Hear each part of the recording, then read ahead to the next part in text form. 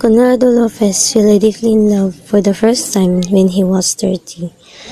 It was one of those beautiful things destined to weakness, and from the very beginning, he had an inkling that this was how it would be, and all because Alistan was Chinese. When he first saw her, it seemed as if she had blossomed straight out of a Chinese art book. She had a complexion as clear as it was fair. When he got to know her better, he used to trace the blue veins in her arms, the blood vessels in her cheeks. Her nose was perfect, and her Chinese eyes had a brightness that could dispel the gloom which came over him long afterwards when he remembered her eyes, how she looks, how she smiles, and his tense feeling akin to physical pain would lens him. It was then that she told her she was Chinese, that he was interested in having them meet. He did not realize till then the depths of his ignorance about his sister's feeling, but from the expression on her face, he knew at once that Alistan, if and when the moment come, will have difficulty living in the same house with her. The rain whipped apart in a gusty sheets. It was stormy weather, and beyond the park, the whole city and all of Manila seemed enveloped with mist. It was Alistan who was late, and it was good that he did not leave. He saw her get out of her taxi, and his heart leaped and pounded so hard he could hear it. They walked to the sea, and now, with the rain that still threatened the city, they had the whole sea world to themselves.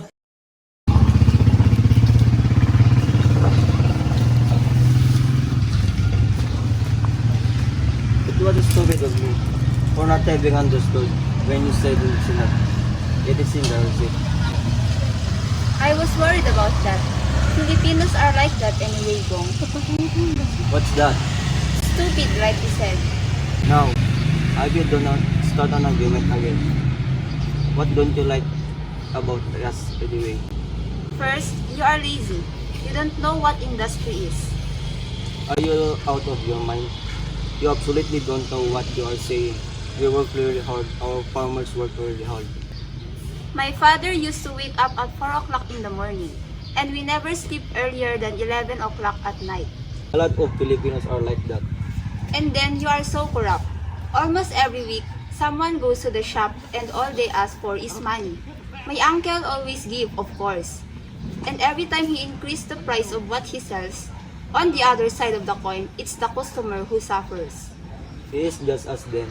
Way back in 1950, my father had to pay a bribe of 10,000 pesos for his citizenship. It almost broke him. So you are a Filipino citizen? This is where you make your living. We're worthy Chinese people, and your uncle make money exploiting the country. If you don't like it here, you can just simply go back to Taipei or Beijing. Be careful now, you completely misunderstood me. My brother was pretty much impressed with what the communists were doing in Peking. He went there and then returned. It is not that life there is harsh, but he did not feel at home. Don't you still get it, Conrado? Our home is here. China? It would be foreign to me. I just want this country to have better things, less corruption and power. It is that as well planned. We have our agreements now. For when we get married. Oh please, Conrado, let's not talk about something impossible. We're better off as friends. But I'm serious. I really am not making a lot. Just 1,500 plus that 100 pesos from the house. I can support you, but not in style. My sister may not to do well, but she will adjust. Let us meet her. There's just a two of us. It cannot be, Conrado. I have been promised a marriage with someone already. There's no much time left for us. You must promise me that you will never step foot on the shop again. Here is my address. Promise me that you'll only come if it's important. How will I see you then? We'll meet here every Sunday.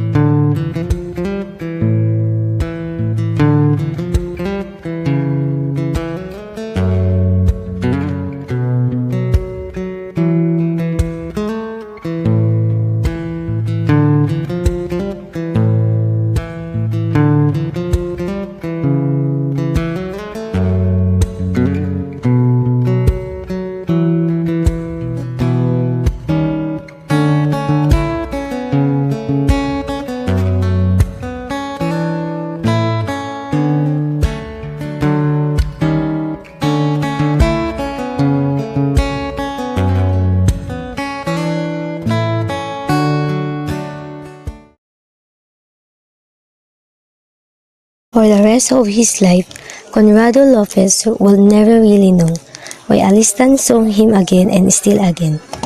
Every Sunday at 4 p.m. in the port. On the next Sunday, the sun was out, a storm had just blown over and the grass was saggy. Alistan arrived in a pink print dress.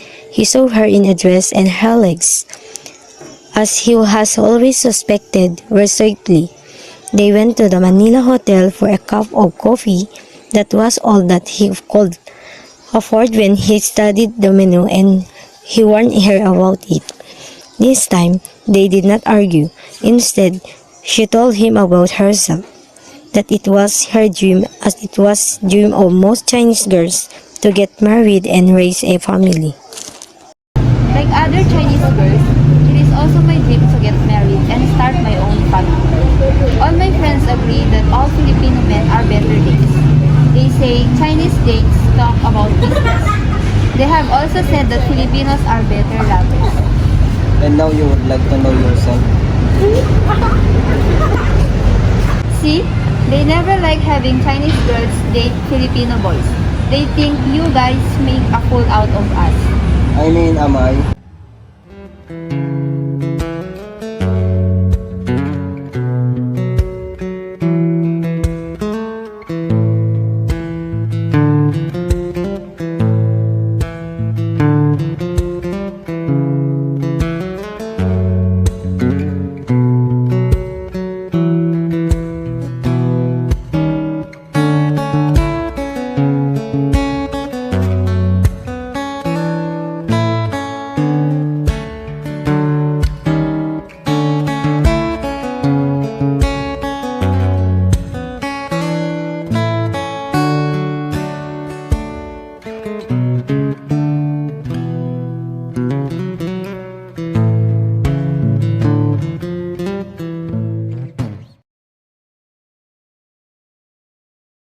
On the fifth Sunday, Conrado Lopez took Alistan to one of the motels on MH Del Pilar. The August sky was treated with rain clouds. It had become dark and they had embraced behind the plants near the seawall. Only when they were finally in the room, her face flushed, his hands eager and his whole being inflamed. Did she tell him that she had expected this to happen, but not too soon? It was when they made ready to leave that she stayed to cry. The sobs stormed out of her in pain and trembling. We'll get married in the morning, if that's what concerns you. Now if you want, we can walk to Malati Church and ask. I did not to do this to take advantage of you. Fool you. I know. Then what is the problem? It's because I can't marry you. Is it because you're Chinese? But you love me, you said you do. I'm not rich, but I won't let you starve. It's not about the money, Conrado. If it's not about the money, what then? It's about traditions, costumes, whatever you call it. Hell with it. My uncle Conrado, he took care of us when we were orphan. I told you, and there's this Chinese who lives in Green Hills. He is rich. He has helped my uncle, given my brother a very good job. Alice, don't. Let us look. Let's go to my house. They can find you there. I am Chinese.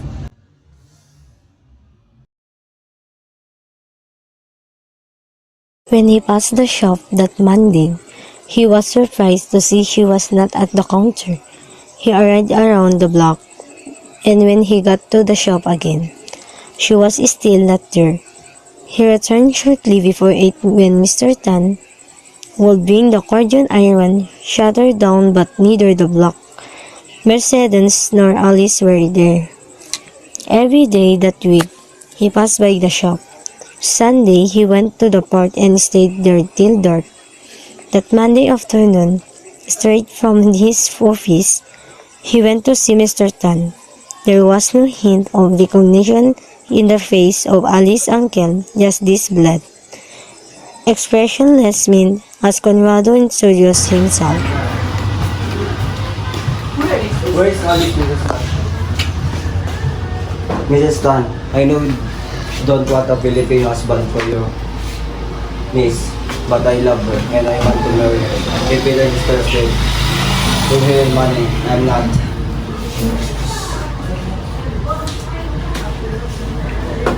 I have a good paying you job. I can support her, so please. Don't misunderstand, but you are very, very late. You must leave and don't bother us anymore. Why don't you like in me?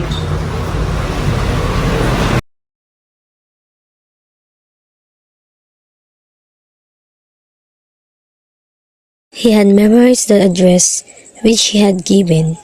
He took a taxi to Ongpin. It was a very dark. The neon lights were on. He walked up the alley, and when he got to the door, 14D, it was the post, a sign in Chinese. On Sunday and holidays, he frequented the supermarket in the Green Hills, knowing this was where the wealthy Chinese shop and many a time. He would hurry after what seemed a familiar walk and turn off the head, only to find it was not her. It was then that he noticed that white band part at the edge of the green and beyond it. Alice walked into the car, her arm held by bald Chinese, old enough to be her father. She was big with child, and as she looked at Conrado, there was this brief, anguished look on her face which told him not to move, not to speak. She got into the car, her husband after her, and as they drove away, he still stood there leaning with emotion, knowing clearly now what it was all about. The tongue that must be paid, the life that must be worked because to believe.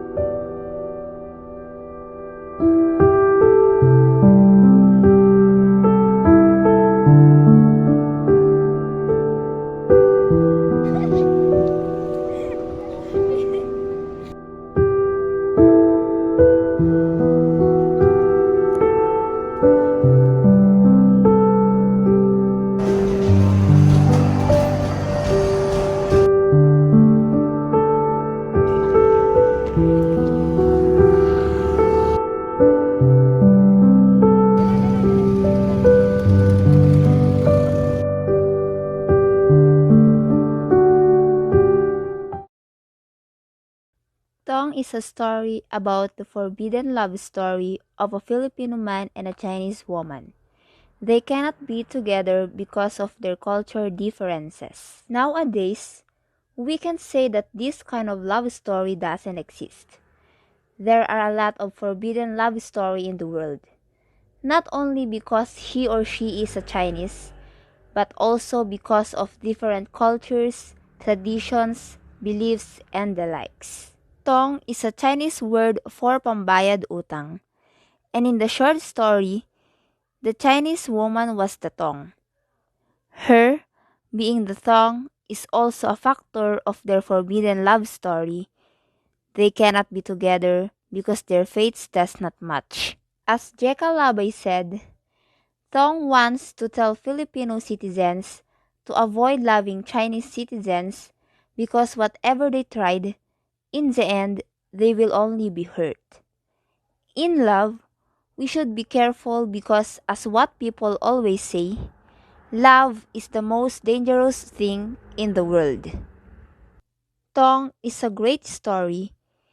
It may have a sad ending, but still we can learn many lessons. It's a story not only for lovers, but for everyone at all age.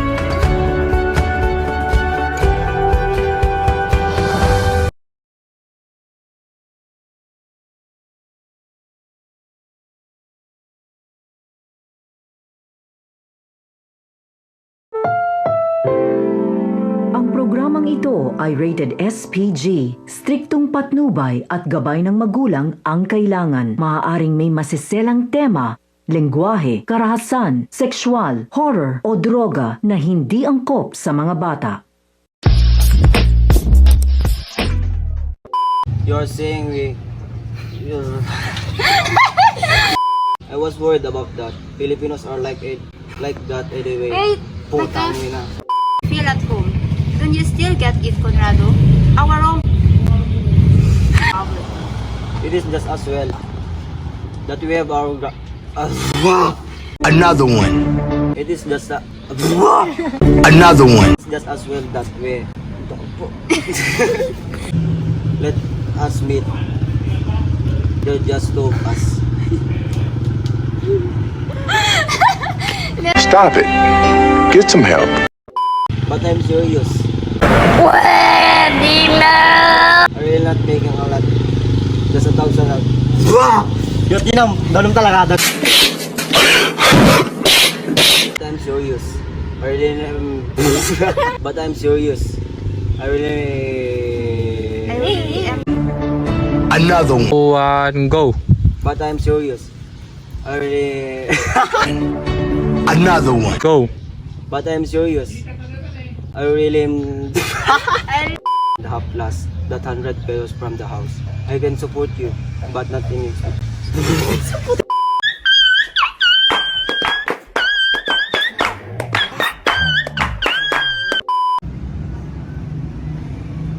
Yeah, boy. They never like having Chinese girls date Filipino boys. They say Chinese dates talk about business. They have also said that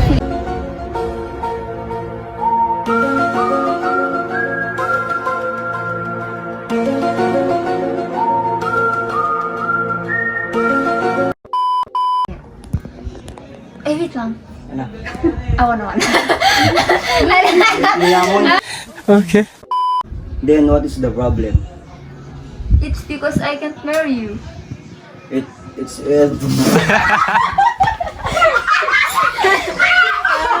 3, 2, 1, go. we'll get in 3, 2, 1, go. we'll get married in the morning. If ano yun? Happy! 2, 1, go. We'll get married in the morning. Huwag madikta ka. Kita ka ni malas. Kita ka. Hanga maganda dito eh. Sige, sige. Okay, 5, 6, 7, go. We'll get married in the morning. Conrado? Hell with it. Uy! Uy! If it's not about the money, what then?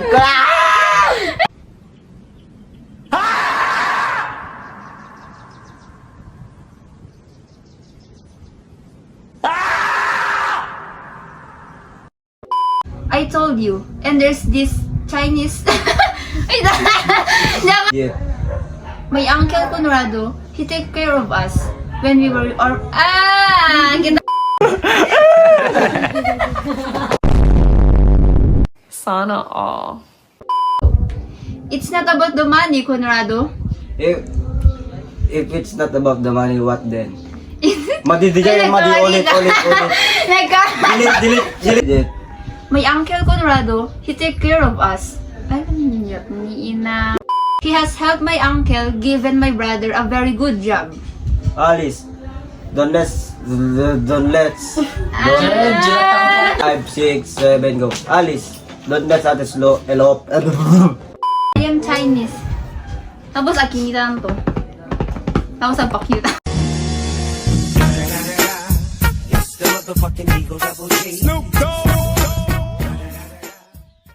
Andiyan lang. Gago na yun yung SSDC. Ay, Bye. maya. Let us elope. Let's go to my house. Putang ina mo. No. Alice, don't. Let us elope. Let's go to my house. They can find you there. It was at this moment that he knew. He fucked up. Uy! Don't. Let us elope. Let's go to my home. Kunak meteng. Where is Alice Winston? Ano? Ah, We must live and don't bother us anymore. what do you like me to?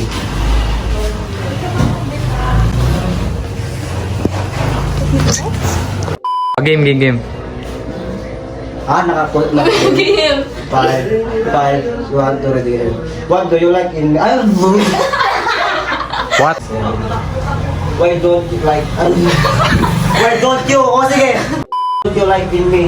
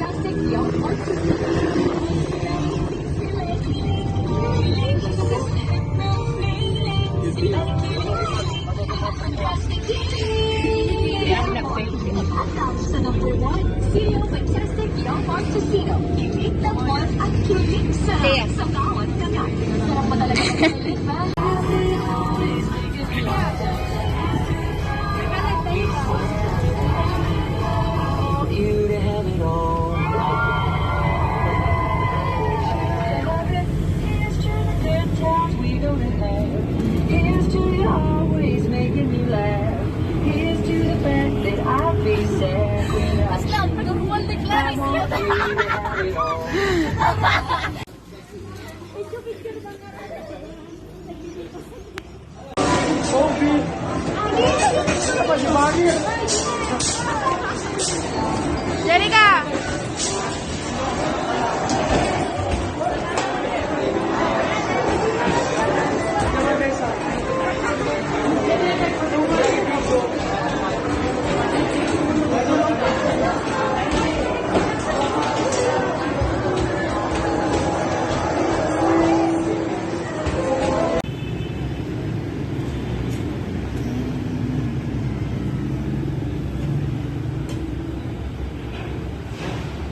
Tia.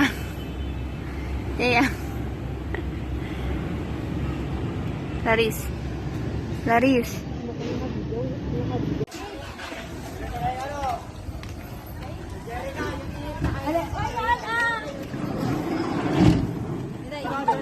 Bye-bye. Play deh. Hoy, Johnson. Thank you ah. Awanin. Sa cellphone ko, may body. Anin, gayon. Lain gayon. Pas, Jerica.